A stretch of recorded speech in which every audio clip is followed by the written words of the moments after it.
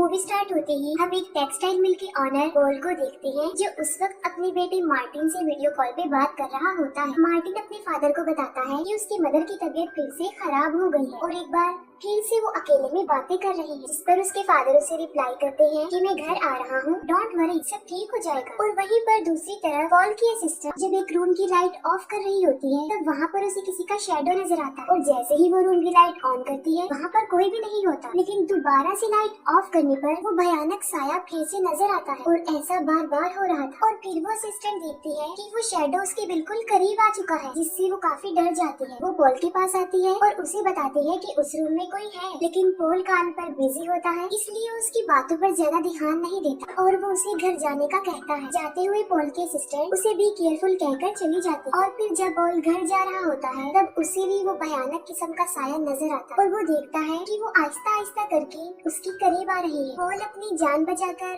वहाँ से भागता तो है, लेकिन वो उस पर अटैक कर देती है, जिससे पॉल की टांग पर उसके पंजों की गहरे जख्म बन जाते और फिर वो पॉल के बिल्कुल सामने आ जाती है। और फिर पॉल को रियलाइज होता है कि वो सिर्फ अंधेरे में ही रह सकती है, क्योंकि ये सच था, वो लाइट में नहीं आ सकती थी। फिर पॉल वहाँ से भागकर अपने ऑफिस में आता है और तब ऑफिस की सारी लाइट्स बंद हो जाती और तभी कोई ऑफिस का दरवाजा खोलने की कोशिश करता है, लेकिन जब दरवाजा खुलता है तब वहाँ पर कोई नजर नहीं आ रहा होता और ठीक उसी वक्त पॉल को कोई पीछे की तरफ से खींचकर ले जाता और उसको मारकर कोई नीचे फेंक देता। फिर काफी टाइम गुजर जाने के बाद हमें मार्टिन दिखाया जाता है, जो सोने जा रहा होता है, लेकिन उसे कुछ आवाजें सुनाई देती और जब मार्टिन जाकर चेक करता है, तब वो देखता है कि उसकी मदर अंधेरे में अकेले ही किसी से बातें कर रही है। मार्टिन की मदर सोफी जब मार्टिन को देखती है, तो वो कहती है कि हमने तुम्हें डरा दिया, जिस पर मार्टिन काफी हैरान भी होता है और डर भी जाता है, क्योंकि वहाँ पर उसकी मदर के अलावा और कोई नहीं था। तो फिर उसकी मदर किसको कह रही थी कि हमने तुम्हें जगा दिया। मार्टिन फिर से अपने रूम में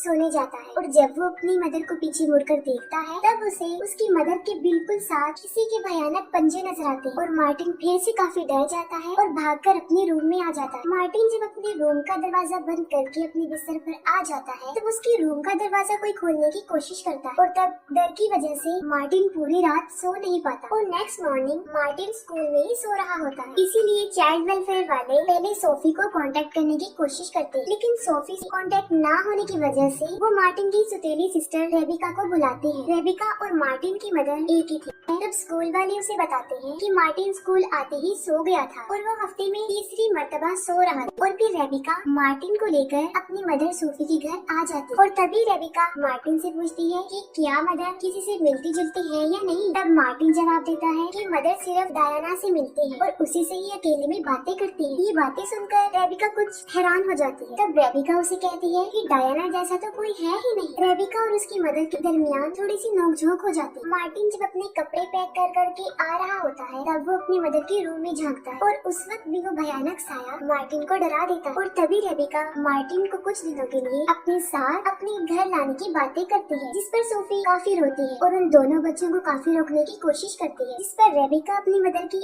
एक नहीं सुनती और मार्टिन भी डरा हुआ होता है, इसीलिए वो भी रेबिका के साथ चला जाता है। रात में रेबिका सोते हुए अचानक नींद से जाग जाती है और तब वो देखती है कि मार्टिन अपने बेड पर नहीं है और तभी रेबिका को दरवाजे के पास जमीन स्क्रैच करने की आवाजें आती, इस पर रेबिका समझती है कि शायद वो स्क्रैच मार्टिन कर रहा है और तभी से बाहर से आ रही हुई लाइट जो थोड़ी देर बाद ऑन हो रही थी, थोड़ी देर बाद ऑफ हो रही और तब रेबिका को वो डिमोनिक शैडो नजर आता है। लेकिन इससे पहले कि वो लाइट फिर से ऑफ होते, रेबिका जल्दी से भागकर लाइट ऑन कर देती है। रेबिका बाथरूम में जाती है और वो देखती है कि मार्टिन बाथ टब में सोया हुआ है और सोते हुए भी उसने एक टॉर्च को ऑन करके अपने हाथों में पकड़ा हुआ है। नेक्स्ट मॉर्निंग चाइल्ड वेलफेयर वाली आती है और मार्टिन को अपने साथ लेकर चली जाती है, क्योंकि कानूनन सोफी मार्टिन की गार्डियन थी, रेबिका नहीं। रेबिका की नजर उस जगह पर पड़ती है जहाँ पर वो शैतानी परछाई रात को स्क्रैच कर रही थी। वहाँ पर उसने अपना नाम लिखा था और एक पिक्चर भी बनाई थी। फिर रेबिका अपने फ्रेंड के साथ अपनी मदर के घर पर जाती है। वो अपने फ्रेंड को नीचे रुककर पहरा देने को कहती है कि अगर उसकी मदर वहाँ आ जाती है तो वो उसको इन्फॉर्म कर दे। रेबिका डायना से रिलेटेड प्रूफ ढूंढ रही होती है, तब उसे वहाँ पर एक बॉक्स मिलता है जिसमें उसकी मदर और डायना के रिकॉर्ड्स होते हैं और वहीं पर रेबिका को उसकी मदर और डायना की एक पिक्चर भी मिलती है। पर उसे ये भी पता चलता है कि जब उसकी मदर छोटी थी तब वो एक मेंटल हॉस्पिटल में एडमिट थी और वहीं पर उसकी मदर को डायना मिली थी और उस वक्त डायना को एक अजीब किस्म की स्किन डिसीज थी। वो सूरज की लाइट में नहीं आ सकती। जैसे ही वो सूरज की रोशनी में आती थी उसकी स्किन जलने लगती थी और उसी हॉस्पिटल में उसकी मदर और उसकी फ्रेंडशिप हो जाती है। और वहाँ के लोगों का ये मानना भी था कि डायना एक शैतान है और वो बड़ी आसानी से कमजोर लोगों पर हावी हो जाती है। यहाँ तक कि उसने अपने फादर को पोजेस करके उन्हें सुसाइड करने पर मजबूर कर दिया था। और हॉस्पिटल में एक एक्सपेरिमेंटल प्रोसीजर के टाइम तेज लाइट की वजह से डायना की डेथ हो गई। रेबिका जब अपने पुराने रूम में जाती है तब वो शैतान रेबिका को अंदर ही बंद करके अंधेरे में उस पर अटैक कर देती है। रेबिका बहुत ज्यादा चिल्लाती है और उसकी चीखों की आवाज सुनकर उसका फ्रेंड जैसे ही वो दरवाजा ओपन करता है, लाइट होने की वजह से डायना रेबिका को छोड़ देती है और वहाँ से भाग जाती है, जिस पर रेबिका काफी डर जाती है और वो अपने फ्रेंड के साथ उस बॉक्स को लेकर वहाँ से चली जाती है। फिर सोफी और मार्टिन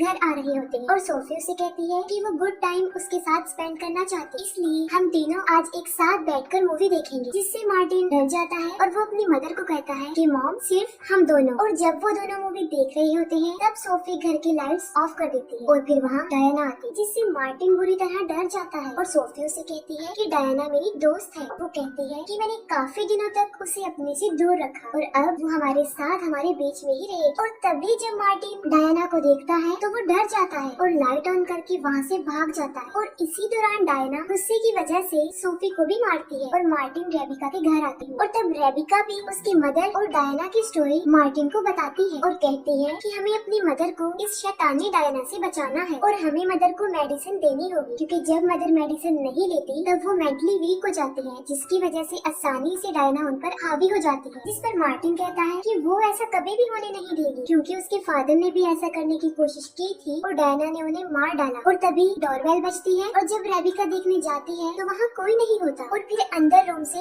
आवाज आती है और तब डायना मार्टिन को अंधेरे में बैठ के नीचे खींचती है। रेबिका मार्टिन की हेल्प करके उसे बचा लेती है और फिर रेबिका मार्टिन और अपने फ्रेंड ब्रेट के साथ अपनी मदर के घर आती है। रेबिका अपनी मदर से डायना के बारे में बात करती है। पहले तो सोफी बिल्कुल अनजान बन जाती है कि वो किसी डायना को नहीं जानती और जब रेबिका उसे उसकी और डायना की पिक्चर दिखाती है तब वो कहती है कि हाँ डायना मेरी फ्रेंड है। इस कन्वर्सेशन के दौरान उन दोनों माँ बेटी में बहस होती है और गुस्से की वजह से सोफी अपने रूम में चली जाती है। इसके बाद रेबिका मार्टिन को अपने साथ चलने का कहती है, लेकिन इतना खतरा होने के बाद भी मार्टिन उसके साथ जाने से इनकार कर देता है। वो कहता है कि मेरी मदर को मेरी जरूरत है और इस मुश्किल टाइम में मैं उन्हें अकेला छोड़कर नहीं जाऊंगा। और तभी रेबिका और ब्रैड भी वही रुकने पर एग्री हो जाते हैं। रेबिका घर की सारी लाइट्स ऑन करके उस पे टेप लगा देती है ताकि कोई भी लाइट्स बंद ना कर सके। इसके अलावा वो और भी एक्स्ट्रा लाइट्स पूरे घर में लगा देते हैं।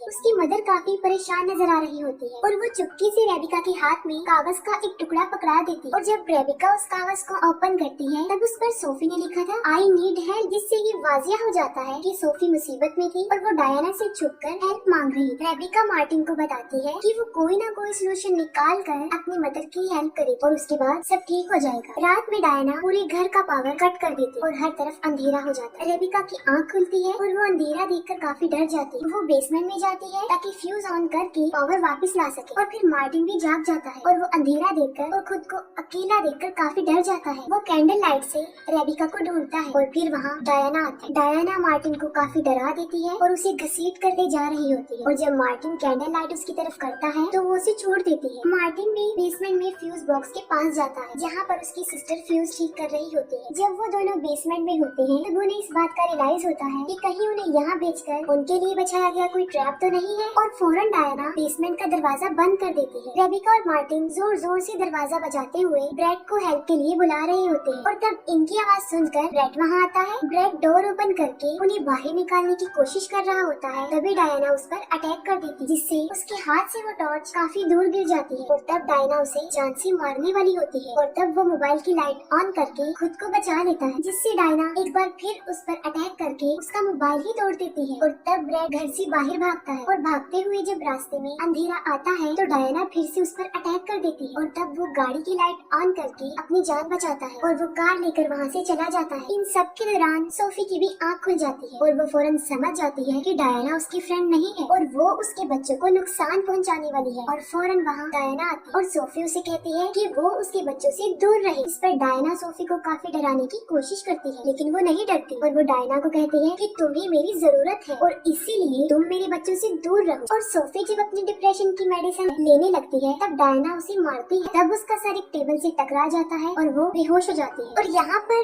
डायना ने उसे मेडिसिन इसीलिए खाने नहीं दी क्योंकि अगर वो मेडिसिन लेगी तो वो मेंटली स्ट्रॉन्ग हो जाएगी और वो उसे पोजेस भी नहीं कर पाएगी। दूसरी तरफ वो दोनों बहन भाई बेसमेंट में आग जलाकर वहाँ पर रोशनी करते हैं। वहाँ पर सामान में मार्टिन को एक यूवी लाइट मिलती है। रेबिका वो यूवी लाइट लेकर और अंदर जाती है ताकि वहाँ से कोई यूजफुल चीज ले सके और वहाँ जाकर उसे ये पता चलता है कि डायना यही बेसमेंट में ही रहती है क्योंकि वहाँ फुल टाइम अंधेरा ही रहता है। और वहाँ पर उसे एक मैसेज भी लिखा हुआ नजर आता है जो डायना ने लिखा था कि अगर वो डायना और सोफी के बीच में आएगी तो वो उसे मार डालेगी। और एक बार फिर से डायना आती है और वो रेबिका पर अटैक कर देती है। यूवी लाइट इतनी स्ट्रॉन्ग नहीं थी कि डायना उससे डर जाए। रेबिका वहाँ से भागती है और तब डायना उसका हाथ पकड़ लेती है और फिर एकदम से लाइट जलती है जिससे डायना की स्किन जलना शुरू हो जाती है। वो लाइट मार्टिन लेकर आया था जिससे वो रेबिका को छोड़ देती है और वो दोनों वहाँ से भाग जाते हैं। और उन दोनों को पुलिस सायरन की आवाज आती है और वो बेसमेंट के दरवाजे पर नॉक करने लग जाते हैं। और वो पुलिस ब्रेट लेकर आता है जिनमें एक मेल और एक फीमेल पुलिस ऑफिसर होते हैं और रेबिका और मार्टिन को बेसमेंट से बाहर निकालते हैं। और तभी वहाँ डायना आती है और वो सीनियर पुलिस पर अटैक करके उसे जान से मार देती है। लाइट यूज करने का कहती है लेकिन वो उसकी बात नहीं सुनती और वो फीमेल पुलिस ऑफिसर को भी मार डालती है। रेबिका ब्रेट को कहती है कि वो मार्टिन को लेकर बाहर चला जाए और खुद वो सोफी को लेने ऊपर जाती है। और यहाँ पर डायना एक बार फिर से बुरी तरह रेबिका पर अटैक कर देती है और उसे उठाकर नीचे फेंक देती है। और साथ में वो ये भी कहती है कि वो उसके फादर की तरह उसे भी जान से मार डालेगी। लेकिन इससे पहले कि वो रेबिका को जान से मारती सोफी वहाँ आ जाती है। सोफी डायना को कहती है कि मैंने तुम्हें कहा था